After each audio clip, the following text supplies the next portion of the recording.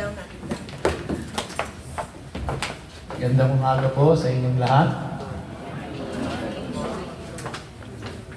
Bago po ako mag-start sa aking preaching for this morning, ay una nais ko munang i-welcome natin ang ating mga bisita sa umagang ito. Si Mary Ann Alfaro. Pwede po bang pakita nyo to be recognized? Ayan, salamat po. At si Prince Tibay. Asan si Prince Tibay? Ayan, welcome po sa gawain ng Panginoon. And secondly, nais ko pong magpasalamat sa inyong lahat na nanalangin para sa tagumpay ng aking pong eye operation. Although hindi pa po siya talaga 100%, pero mas better na than before. Kaya sabi sa akin nung doctor ay mga 1 to 2 months daw para talaga to completely heal. And kaya nag-a-adjust pa rin po ako. Kaya medyo nasisilaw ako talaga. Medyo nasisilaw pa po. But anyway, it's better na kaysa nung dati. So salamat po sa inyong lahat na nag-send din ng mga encouraging messages and kind words. Thank you po sa inyong lahat. And siyempre, salamat po kay Pastor Ed na sumalo ng aking mga preaching schedule. No, thank you, Pastor Ed. So, again, maraming pong salamat sa inyong lahat. Yan, medyo binawasan yung ilaw. Thank you. Okay, so maliwanag naman po. Ako dito, hindi madilim. Magpa-opera kayo ng mata nyo para... Alright, so and, of course, salamat po sa aking pamilya, sa aking wife, and sa aking anak na doktor na nag-asikaso po sa akin doon sa aking operasyon. Salamat sa aking pamilya. Now, may ilang announcement po ako, mga kapatid. Unang-una po ay beginning December 1, which is the first Sunday of December, which is next Sunday na po yun, no? Ay i-stop na po natin yung ating online service. Yung Friday po, tuloy pa rin yun. Maka-online pa rin tayo. Pero yung Sunday po ay hindi na natin i-live broadcast. Recorded para kung gusto nyong balikan, ay mababalikan ninyo. Now, ang reason po dyan, dahil gusto natin i-encourage yung mga kapatiran natin, na total tapos na naman po ang pandemic no? At maluwag na ang lahat. Kaya i-encourage natin na instead of attending the online service, ay personal na silang pumunta dito sa church at maka-fellowship natin. No? Kasi nag-monitor po ako nung mga uma-attend doon sa online, and I myself, ay nag-attend po ako during yung time na mayroon akong problema sa mata ko. And na-observe ko po na medyo madaming uma-attend sa online. So kaya kung ano man po ang dahilan, di ko alam, di ko na rin inalam, pero siguro yung iba po ay valid talaga na hindi sila maka-attend. Katulad po ako, may sakit ako noon, pero gusto kong umattend, kaya nag-online ako. So, tingin ko naman, hindi linggo-linggo may sakit tayo. No? So, kaya kung ang gagawin na lang ho natin, i-record yung ating service, and then mababalikan nyo siya kung sakali. Pero wala na po siyang live broadcast. And then, kung napansin nyo rin po, yung bandang likuran natin ay inalisan na natin ang mga upuan. So kaya minove na natin yung mga tao dito para kasama talaga sa crowd. No, hindi naka-separate. So naiintindihan po natin yon kasi katulad ako, kaya ako lagi nandun. Buhat ng maoperahan ako dahil maraming beses na po ako nakateter . Hindi ko alam kung epekto yun, pero ihiak ng ihi. No, kahit sa gabi. Kaya doon ako pumupwesto para madali akong lalabas, hindi ako makaka-istorbo. Now, yung iba naman po, dahil malamig kasi yung louver ng aircon ay tinatamaan sila kapag sila nandoon. So hindi naman natin mapatay, no? Kasi magiging inconvenient naman.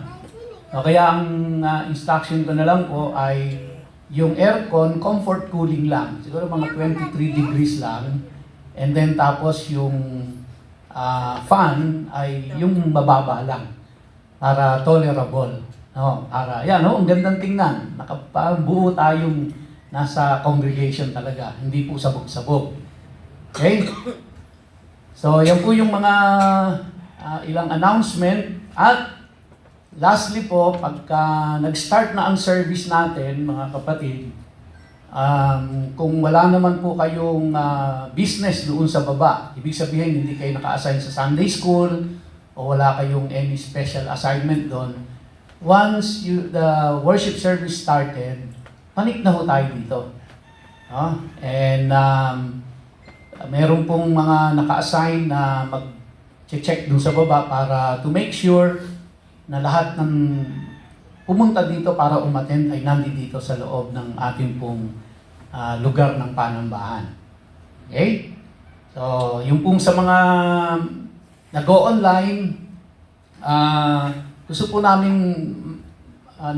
kanina lang po binasa yung scripture sa Hebrews 10:24 and 25. No, na wag nating kaligtaan yung pagtitipon at dumalo tayo to encourage one another. So, kaya mas maganda po na uma-attend tayo, na ma-encourage tayo, maka-encourage tayo, and yun naman po ay biblical naman yun, no, na ipinag-uto sa atin ng Panginoon. Alright, so yan lang po ang aking mga ilang announcement, and salamat po sa inyong kooperasyon. Okay, so bago po tayo pumunta doon sa Lost Tribes of Israel, which is actually the continuation of my preaching, tayo po muna ay manalangin. Aming Amang Diyos, aming Panginoon, buong puso at buong pagpapakumbaba na kami po ay dumudulog sa iyo sa mga oras na ito. At minsan pa, hinihiling namin na kami po ay gabayan mo at tulungan mo na maunawaan namin ang iyong mga salita. Tulungan mo po ang iyong lingkod ng tagapaghatid. Bigyan mo ako ng karunungan at kakayahan at nawa ay ma-deliver ko ito ng maayos at maliwanag na naiintindihan ng lahat. Dalangin ko rin po ang aking mga kapatiran na bigyan mo po sila ng bukas na isipan at kaliwanagan sa iyong mga salita. Maraming salamat po, aming Diyos. Sa iyo po ang lahat ng papuri at pasasalamat at pagdakila sa pangalan ni Yeshua. Amen and amen. So as you can see, ang title po is The Lost Tribes of Israel. And the question is, why they matter? Bakit ba mahalagang maunawaan natin ito? I hope na after this preaching ay mas babasahin po natin ang Biblia ng nasa tamang perspective. Kasi po pagka binabasa natin ang Biblia o itinuturo natin ang Biblia at mali po yung perspective, namamali yung context, namamali na rin po yung interpretation. And then, pag namali na po yung interpretation, namamali na rin yung application. No? So, kaya mahalaga po na ito ay naiintindihan natin ng mas tama.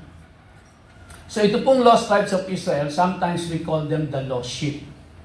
Now, please take note mga kapatid, sa Bible po, walang ibang grupo ng tao sa Bible na tinawag na sheep maliban sa bayang Israel. Wala pong ibang grupo ng tao na tinatawag na sheep sa Bible, kundi ang mga Israelita. Okay?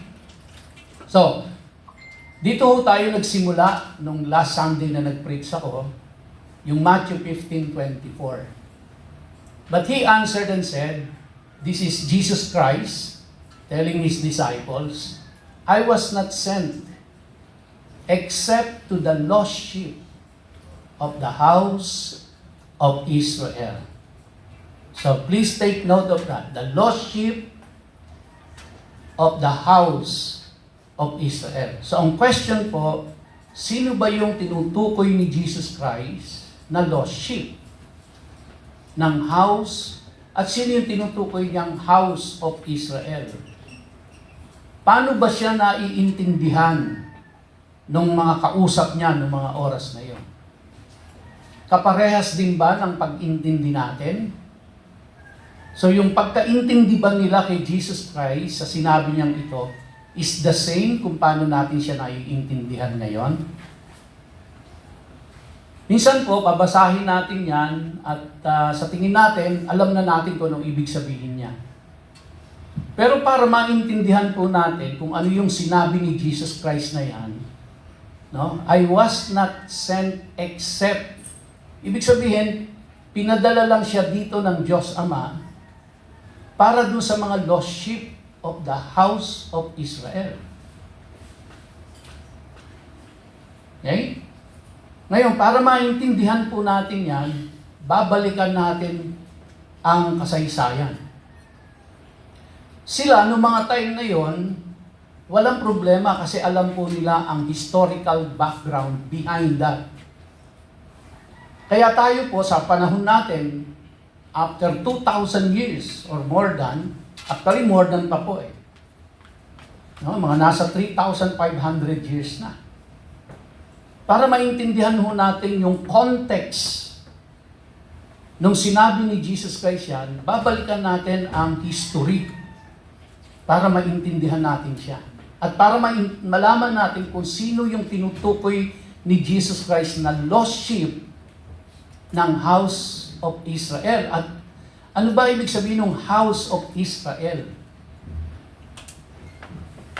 Okay? Now, mauumpisahan natin yan, siyempre, babalik tayo kay Abraham. Kaya si Abraham po, sa kanya nagsimula ang lahi ng mga Hebrews na tinatawag nating mga Israelites or sometimes tinatawag natin silang mga Jews, mga Hudyo. Si Abraham po ay ang tatay niya si Terah. Nakatira sila sa land of Ur, sa may sila po ay nando doon sa lugar ng Mesopotamia. And then naglakbay sila, nagpasya yung tatay niya na yung buong pamilya ay dalhin niya sa isang lugar. At doon sa lugar na pinuntahan nila, yung tinigilan nila, tinawag nila yon na Haran. And then pagkatapos from Haran, tinawag si Abraham. Pumunta siya sa isang lugar na hindi niya alam kung saan.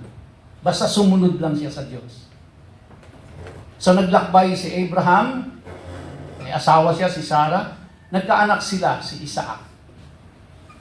Dalawa ang naging anak nila, yung isa ay anak sa katulong, no?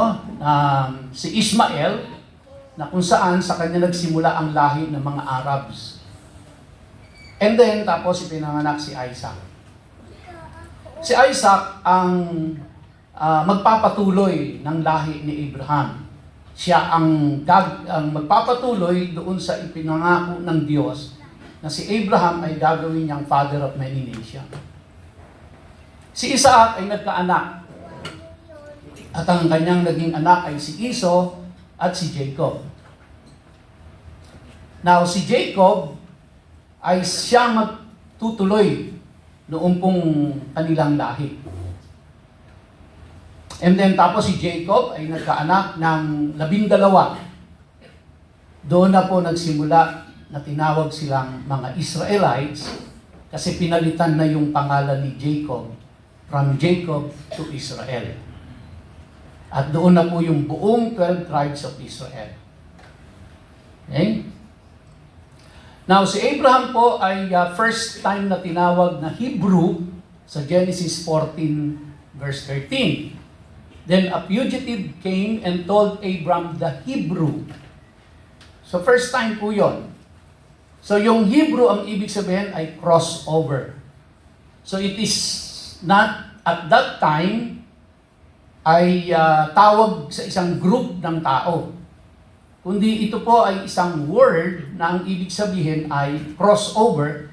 Kasi po si Abraham ay nag-cross over, no? Papunta po doon sa land of Canaan. Kaya tinawag siyang Hebrew. And then, from then on, lahat ng saling lahi na ni Abraham ay tinawag na silang mga Hebrew. Kaya pagdating po ng panahon, paglipas ng panahon, yung grupo ng tao, yung angkan na nagmula kay Abraham, tinawag na silang Hebrew. Parang tinawag na silang Pilipino. No? So yun po yung pinagmulan niya. And then, si Jacob po, na anak ni Isaac, nagkaroon po siya ng personal encounter sa Diyos through an angel. Sila ay nag-wrestling, nagbuno. And then, pagkatapos po nun, ay kumbaga binalian ng hips si Jacob. And then after that struggle with God, siya po ay pinalitan ng pangalan at tinawag na siyang Israel. Okay? And then from there, nagkaroon po siya ng 12 anak. Yun yung 12 tribes of Israel na tinatawag natin.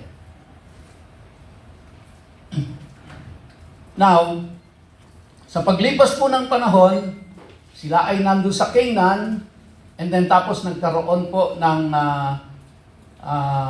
pagseselos yung mga kapatid ni Joseph. So isa sa mga anak ni Jacob ay si Joseph, at siya yung paborito. Siya po yung pang-apat na anak sa anak, pero panganay siya kay Rachel. And then tapos si Joseph ay ibinenta sa mga merchants, at yung mga merchants dinala siya sa Egypt. Pagdating po doon sa Egypt, si Joseph ay ibinenta kay Potiphar. Tapos si Joseph po ay, to make the long story short, nakarating po siya sa pagiging prime minister. Mula sa pagiging bilanggo hanggang naging prime minister si Joseph. Second in command sa Pharaoh. Very powerful. Nung nagkaroon ng taggutom sa land of Canaan, yung pamilya po ni Joseph, pumunta sila sa Egypt. Kaya makikita nyo na, from Canaan, yung araw papuntang Egypt. And then, for 300 years, or 400 years, sila po ay tumira doon sa land of Goshen. At doon po sa land of Goshen, dumami sila ng gusto. Umabot sila ng around 3 million. At sa paglipas ng panahon, si Joseph po ay hindi nakilala ng Pharaoh. Kaya unti-unti po, dahil sa paglaki ng bilang nila, nabahala na yung Pharaoh na baka itong mga taong ito one day ay mag-aklas laban sa kanila o kaya naman ay kumampi doon sa mga kalaban nila. Kaya dapat ngayon pa lang ay maagapan na natin ito. So pinahirapan sila. Ginawa silang mga alipin, ginawa silang mga slaves. At binigyan sila ng mabibigat na trabaho. At dahil po doon, umiyak sila sa Diyos sa hirap na inaabot na nila. And that was the time na ipinadala ng Diyos si Moses. Of course, si Moses galing siya ng Egypt. No, lumaki siya doon siya nag-aral, pero nakadisgrasya siya ng isang Egyptian, napatay niya, kaya tumakbo siya. And then kinausap siya ng Panginoon, si Moses, deliver my people. And so, yung mga Israelita po from the land of Egypt ay binalik niya sa Canaan. Kaya yung araw sa baba, makikita nyo, from Egypt to Canaan. Pero, nagtagal po sila doon sa wilderness. No, from Egypt, nag-cross sila doon sa Red Sea, and then they stayed in the wilderness for 40 years. Kaya yung pong ating mga gagawing pag-aaral, so natapos na po natin yung Exodus, nasa Genesis, Exodus, nasa Leviticus na tayo. Pag umabot na po tayo dun sa Book of Numbers, tatalakayin natin dun yung 40 years na nandun sila sa wilderness. Yun po ang content ng Numbers eh. And then tapos Deuteronomy. And then itutuloy ko po yan, God willing, na matapos po natin yung buong Tanakh in its chronological order. No, hindi po in its book order, kundi in its chronological order. Kaya dadaanan natin yung First Kings, Second Kings, First Chronicles, Second Chronicles, tatalakayin po natin lahat yan. And then, pag natapos na po natin yon, then I will make a summary of all of it, connecting all the dots. Kaya instead of beginning with the Old Testament survey, I will end up the study of Tanakh, yung Old Testament survey, connecting all the dots. So you will have a full picture of everything. Okay? Now, pag natapos natin lahat yan, then lahat ng babasahin nyo sa New Testament will really make all sense to you. Because the very foundation of the New Testament is the Old Testament. So, kaya siguro po mga 15 years yan. So, kaya kung buhay pa ho tayong lahat dyan, tatapusin natin yon. Alright, so 15 years. Yan po yung approximately 15 to 20 years. So, ako po ay 65 na. So, kaya by mga 85 to 90 years old, tapos na ako dyan. And kaya siguro, yan na po yung time the Lord will take me home. I'm not sure. Alright. Now, from the leadership of Moses, who took over? Kasi namatay na si Moses. Ang leadership ay napunta na kay Joshua. Okay? Punta na kay Joshua. And before they entered the promised land, the land of Canaan, bago sila pumasok doon, ito po ang sabi ng Diyos sa kanila. But it shall come to pass, if you do not obey the voice of the Lord your God, to observe carefully at His commandments, to observe carefully all His commandments and His statutes, which I command you today, that all these curses will come upon you and overtake you. Kaya nung nasa wilderness po sila, ang ibinigay ng Diyos sa kanila doon ay kung ano ang blessing at kung ano ang curses. So, maliwanag po yung sabi ng Diyos sa kanila dyan, bago sila tumawid papunta ng land of Canaan. In Deuteronomy 28:64, sabi po, then the Lord will scatter you. Now, please underline that word, scatter. Please remember that word, scatter. Then the Lord will scatter you among all peoples, from one end of the earth to the other.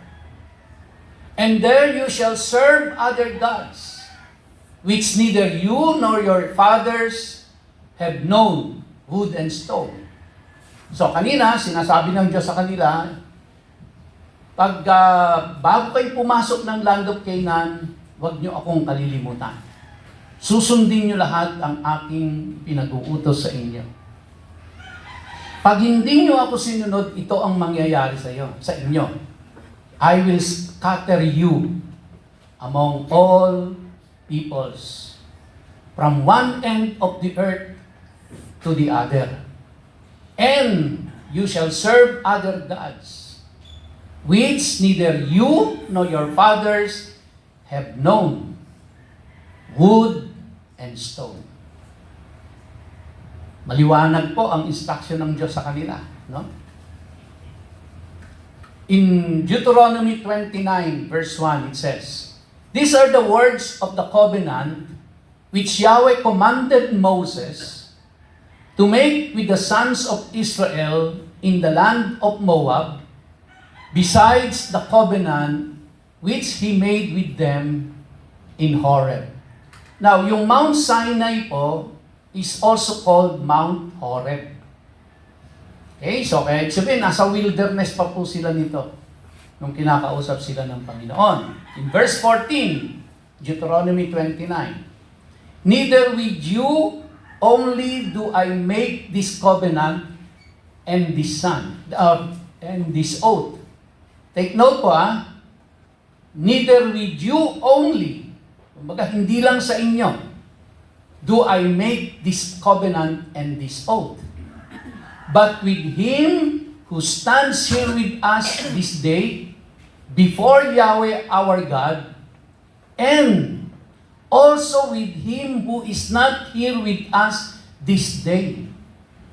So itong covenant kong ito sa inyo, hindi lang para ito sa inyo. Ito ay para doon sa kahit wala pa dito. Ibig sabihin, yung susunod na saling lahi sa inyo. Kasama sila sa covenant na ito. Kaya kahit mamatay na kayong lahat, yung sumunod ng mga henerasyon, apektado sila ng covenant na ito. Which means, kapag kayo ay sumunod, you will be blessed. Pag kayo ay sumuway, you will be cursed.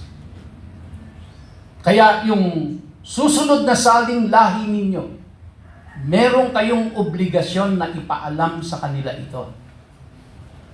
Dahil kahit wala na kayo, kapag sila ay sumunod, they will be blessed.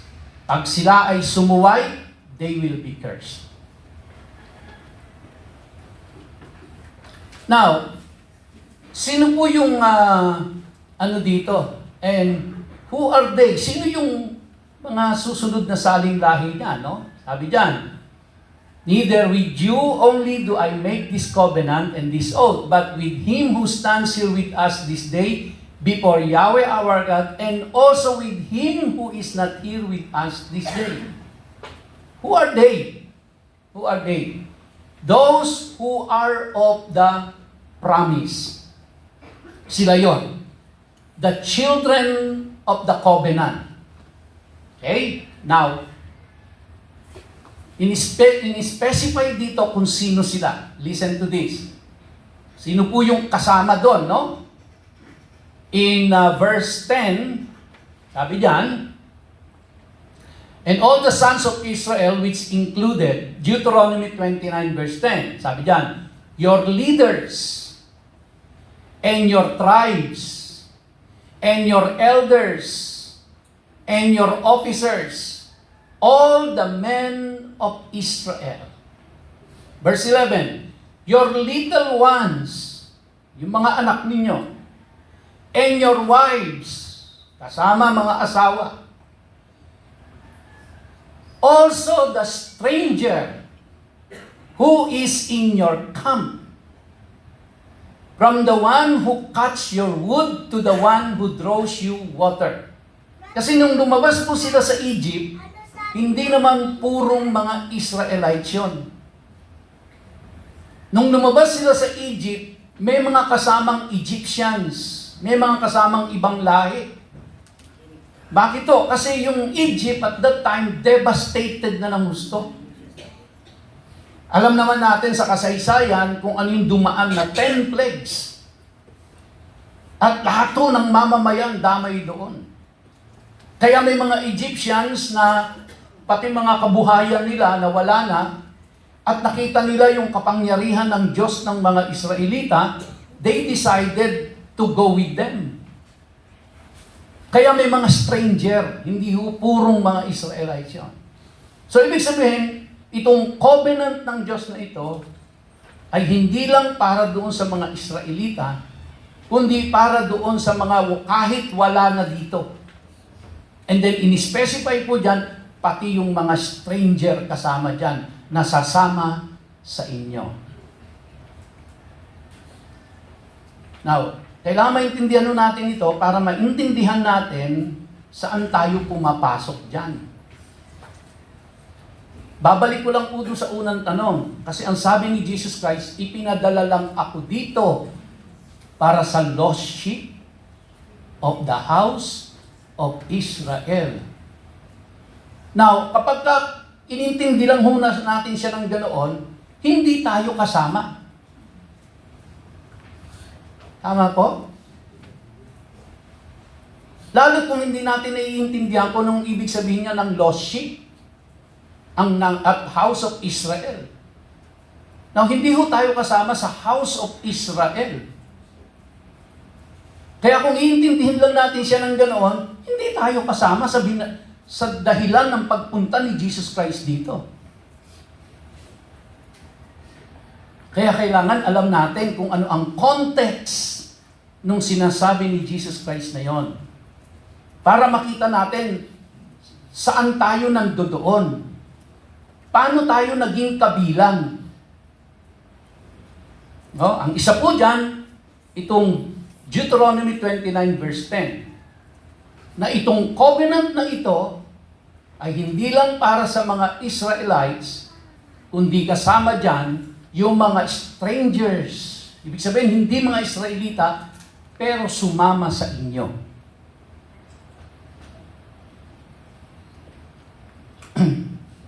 So, the Israelites take back the land of Canaan and want a king. Nakapasok na sila. Nasa land of Canaan na sila. Namuno doon si Joshua. After Joshua, wala nang tumayong leader. Kaya doon po nagkaroon ng mga judges. Now, yung mga judges pong yun, hindi katulad nung hukom natin sa ating mga korte ngayon. Hindi po ganun yun. No? Tumayo silang mga leaders, yung mga judges. And then after ng mga judges, they started to ask for a king. Kasi nakita nila ang mga bayan sa paligid nila, lahat sila may hari. Pero sila, dun sa Canaan, wala silang hari. Judges. After Joshua kasi, judges na. So they asked for a king. Yung unang hari po nila ay si Saul. Now, take note, si Saul ay hindi ang Diyos ang pumili. Ang pumili kay Saul ay ang mga tao. Bakit nila pinili si Saul? Si Saul ay matangkad, matipuno, magandang lalaki. Huh? So, more on the physical. Ano po ang nangyari? No? Binalaan sila ng Diyos. Sa pagpili niyo kay Saul, pahihirapan kayo. Kaya napakahalaga po nun, mga kapatid. Kasi tayo ay ginajudge ng Diyos as a nation and as an individual. Kaya kapag po ang leadership ng isang bansa ay corrupt, damay tayong lahat. Damay tayong lahat. Whether mananampalataya ka or hindi, whether you are righteous or unrighteous, lahat, magmula sa matanda hanggang pinakasanggol, damay lahat yan. Pero pag mabuti ang leader, damay din lahat ang mamamayan. Maganda rin. No? Kaya napakahalaga po nun. Si Saul, hindi ang Diyos ang pumili. Ang mga tao. Dahil ang gusto ng Diyos, siya ang hari sa kanila. Pero yung mga tao, ayaw nila. Gusto nila meron talagang hari na physical na nakikita nila. So, kaya inanoint si Saul ni Samuel bilang maging unang-unang hari ng Israel. After Saul, si David ang pumalit. Si David po, siya yung pinili ng Diyos. Nang siya ay pinili ng Diyos, 15 years old pa lang si David. Nandun pa siya sa may pastulan nang pinili siya ng Diyos. Pero he was chosen, handpicked by God to be the next king of Israel. And under David's leadership, na-unite niya yung buong 12 tribes of Israel, and it was even called the golden years of Israel. Dahil yun yung panahon under David's leadership, umunlad ang bayan, na-unite sila, and they became so powerful. And they became so famous. Napayaman ang buong Israel during the time of David. Pagkatapos ni David, ang pumalit sa kanya ay yung kanyang anak. Of course, alam na natin ang kwento ni David. Nagkasala rin siya, nagkamali rin. But he repented of his sins. And God gave him back the favor. At hindi nawalan ng kasunod na anak para umupo sa trono. Kaya, nung namatay si David, yung kanyang anak, actually, umupo na si Solomon, buhay pa yung tatay niya. Kaya lang mahina na si David nun. Kaya si Solomon na. Now, si Solomon ang umupo bilang hari, maunlad na ang bayang Israel. Makapangyarihan na ang bayang Israel. United na ang bayang Israel. Pero, hindi po naging consistent si Solomon. Dumating yung panahon na siya ay nagkamali sa kanyang mga desisyon. No? Kaya nga po siya ay nagkaroon ng 1,000 lahat ang asawa niya. At ang mabigat po doon, sumang-ayon siya doon sa mga asawa niya na sumamba sa hindi totoong Diyos. Pinagpatayo niya pa ng templo na sarili. And that was the beginning of his downfall ni Solomon. So kaya si Solomon po ay namatay na na hindi rin maganda ang kanyang naging kasaysayan. And then when Solomon died, doon na po pumalik yung nagkaroon ng civil war. Sila, yung 12 tribo na yon, nag-away-away na. At sa kanilang pag-aaway, nahati po ang kaharian, yung pong 10 tribes sa Israel, sa north, ay hinawakan ng servant ni Solomon, si Jeroboam. Yung southern part, which is Benjamin and Judah, ay hinawakan naman po ni Rehoboam. Yun yung anak ni Solomon. So the kingdom was divided into two. The northern kingdom and the southern kingdom. Now under these three kings, Saul, David, and Solomon, all 12 tribes were governed. Napamahalaan na maayos siya until ito po ay nahati sa dalawa. No? In 1 Kings chapter 11 verse 31 it says, and he said to Jeroboam, Jeroboam is the king of the southern kingdom. Of the northern kingdom. Rehoboam yung sa baba, sa southern. And he said to Jeroboam, the servant of Solomon, take for yourself 10 pieces. For thus says Yahweh, the God of Israel, behold, I will tear the kingdom out of the hand of Solomon and will give 10 tribes to you. Ito na. So kaya Jeroboam, 10 tribes ang sayo. Now, bakit ginawa ng Diyos yun? Nahatiin niya ang kingdom. Nagkaroon muna ng civil war yan eh. No? Tapos nahati po. Bakit ginawa? 1 Kings 11:33. Because they have forsaken me. Do you still remember nung nagko-cross sila papunta na sila ng Canaan? Doon sa Deuteronomy, binasa natin kanina. Anong sabi ng Diyos sa kanila? No? Na kung susundin niyo ako, you will be blessed. Kung hindi niyo ako susundin, you will be cursed. Kaya, sino ang sakop ng covenant na ito? Yung mga saling lahi ninyo. Which is kasama na to, si Solomon. Kasama na si Jeroboam, si Rehoboam. Yung mga strangers na tumira sa kanila. Kasama na rin yan. So sabi ng Panginoon, because they have forsaken me and worship Ashtoreth, the goddess of the Sidonians, and have not walked in my ways to do what is right in my eyes, and keep my statutes and my judgment, as did his father David. So, kaya po nahati ang kaharian sa dalawa. So the kingdom is now split. The 10 tribes in the north were called the house of Israel, or house of Joseph, or just Ephraim. Bakit po Ephraim? Kung natatandaan nyo, si Joseph ay nagkaroon ng Egyptian wife.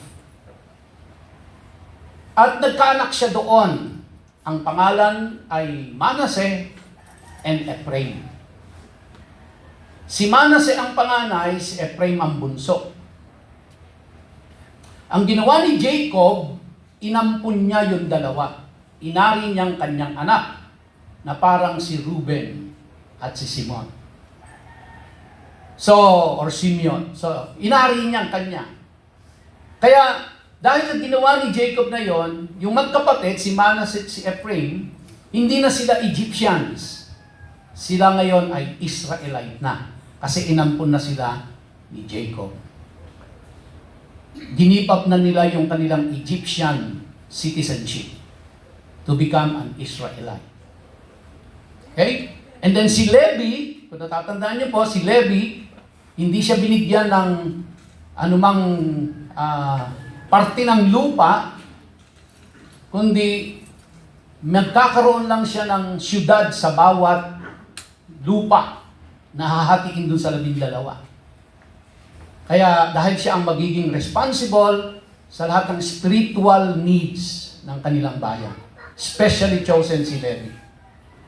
Now, si Ephraim po, nung hinati-hati na yung kanilang lupain, si Ephraim po ang naging dominant tribe doon sa north. Ngayon, dahil siya ang dominant tribe, ang tawag na doon sa buong 10 tribes na yun sa north ay Ephraim. Kaya, pag nabasa po natin na Ephraim, tumutukoy po yun doon sa 10 tribes. House of Israel, tumutukoy doon sa 10 tribes. Or House of Joseph, tumutukoy sa 10 tribes. They are used interchangeably in the Bible.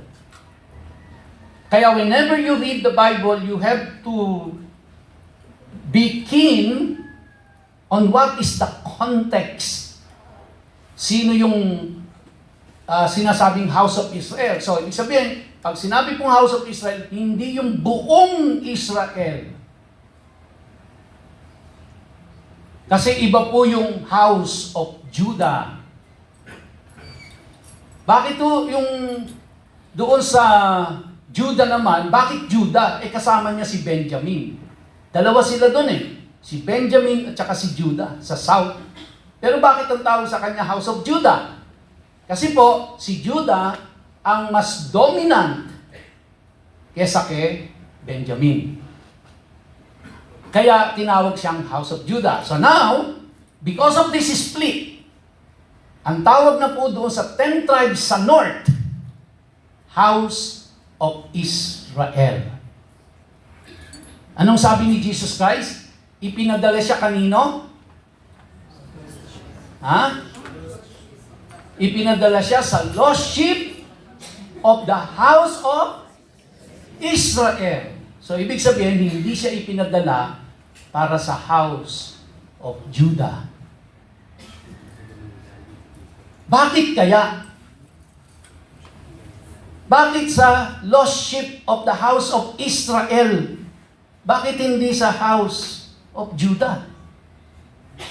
So ngayon, na-define na natin kung sino yung house of Israel at kung sino yung house of Judah. Bakit tinawag na lost sheep of the house of Israel? Okay, so the two tribes in the southern kingdom, Judah and Benjamin, were called the house of Judah. So tandaan niyo po yan, there are two houses mentioned in the Bible.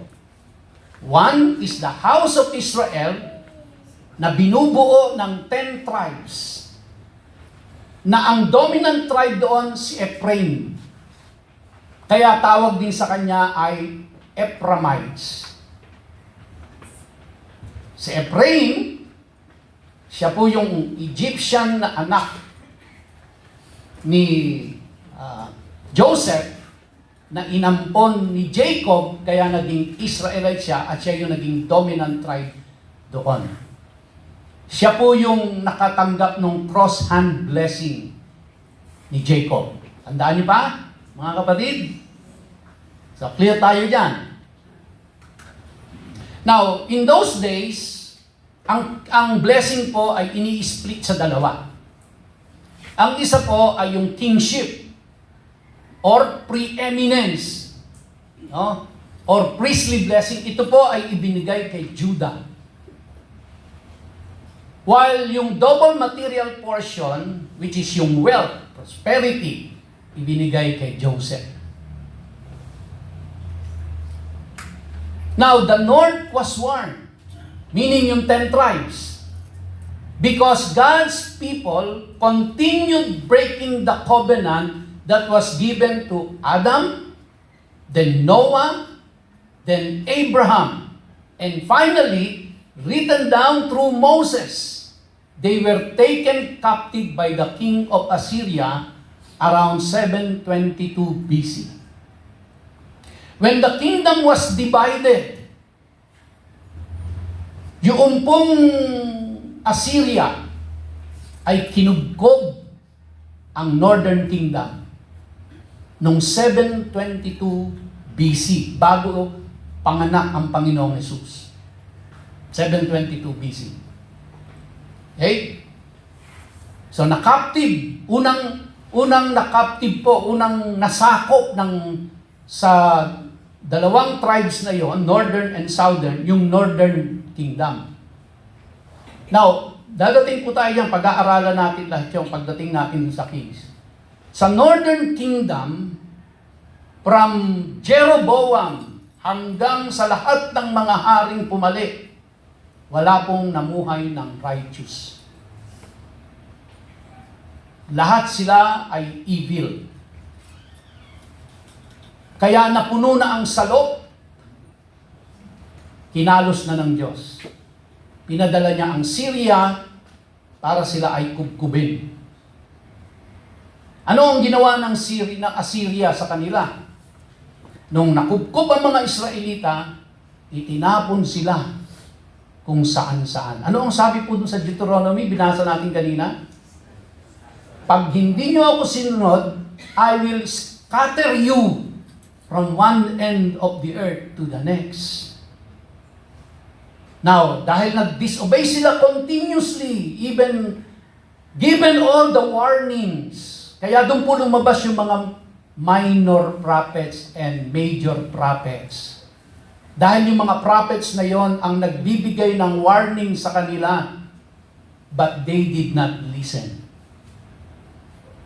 And so, umabot na po sa sukdulan, pinadala na ng Diyos ang Assyria. Nung kubkubin sila, isinabog sila ng mga Assyrians kung saan-saan. Kaya sila tinatawag na lost sheep. So, kaya sino po yung lost sheep? The house of Israel. So, kaya kung babalikan natin yung sinabi ni Jesus Christ, siya ay ipinadala lang kanino? Doon sa lost sheep, the house of Israel, which means, ang misyon ni Jesus Christ dito ay para doon sa 10 tribes of Israel. Now, follow me in this preaching because you will hear yung pinakamagandang love story of all time. But wait, it's 11:25.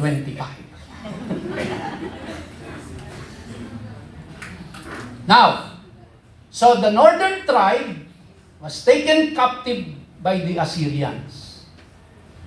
The southern kingdom, which is Benjamin and Judah, was taken by Babylon.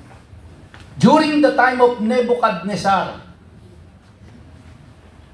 sa southern kingdom, may dalawang haring lumabas na righteous. Kaya na-delay yung kanila pong na masakop sila. Kaya sila nasakop nung 586 BC na.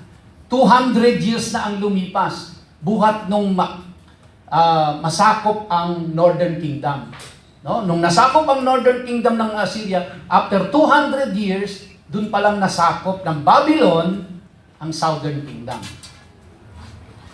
No? And then after 70 years of captivity in Babylon, bumalik sila. Bumalik sila sa bayan nila. Kaya po mga kapatid, yung Judah, doon po nanggaling yung salitang Jew. Kaya hindi po lahat ng buong Israel ay Jews. Yung nasa Southern Kingdom, sila lang yung mga Jews. Yung nasa Northern Kingdom, sila yung mga Israelites. Sundan niyo po? Kaya pagbabasahin niyo ang Bible niyo, binanggit ang Jews referring to the Southern Kingdom, hindi yung buong Israel. Pag sinabing House of Israel or Israelites, yun po ay sa Northern Kingdom, House of Israel. Ganito na iintindihan ng mga tao nung kinausap sila ni Jesus Christ. Dahil alam nila ang kasaysayan nila. Alam nila kung sino yung lost sheep na sinasabi ni Jesus Christ. Alam nila kung sino yung house of Israel na sinasabi ni Jesus Christ. Now, when the house of Judah was allowed to go back to Jerusalem, most of the Jews came back from Babylon. Kaya po yung Southern Kingdom, which is also called the Jews, because of the name Judah, sila po ay hindi tinatawag na lost sheep. Because after 70 years of captivity, they came back to the promised land. But the Northern Kingdom, until now, they did not come back. That's why they were called the lost sheep.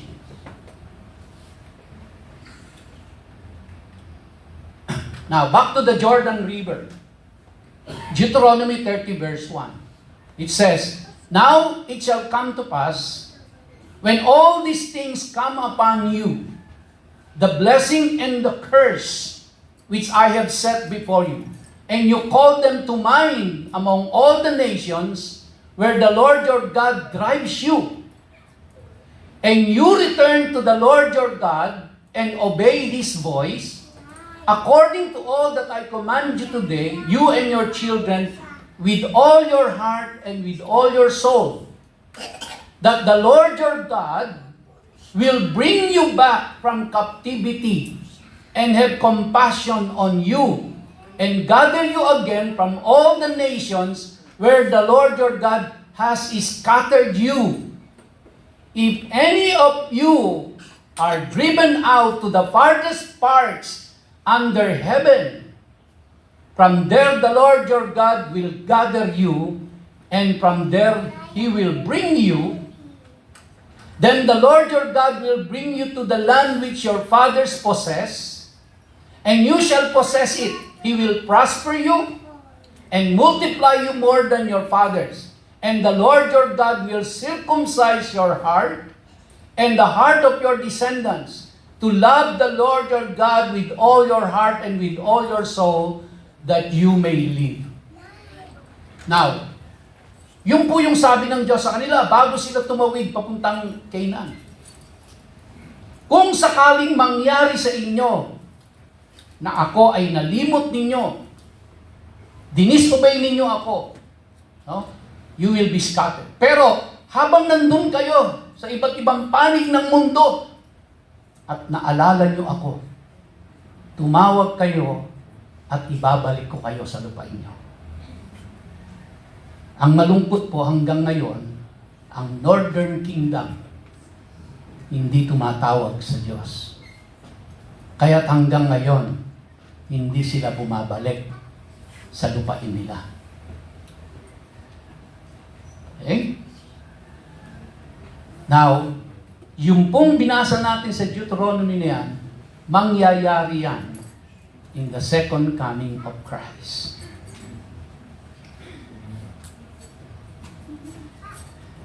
Magaganap po yan. So yan ay propesiya ng Diyos na magaganap sa kanila. Babalik sila sa lupain. Now, paano kaya mangyayari ang lahat ng yan, mga kapatid? Now, you watch around you. Listen to the news kung ano po ang nangyayari sa Middle East ngayon. Kailan lang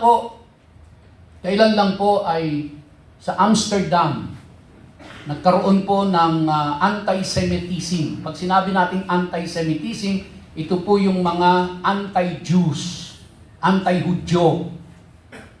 So, yung pong mga tao doon na mga Hudyo ay nilusob sila at sinaktan sila.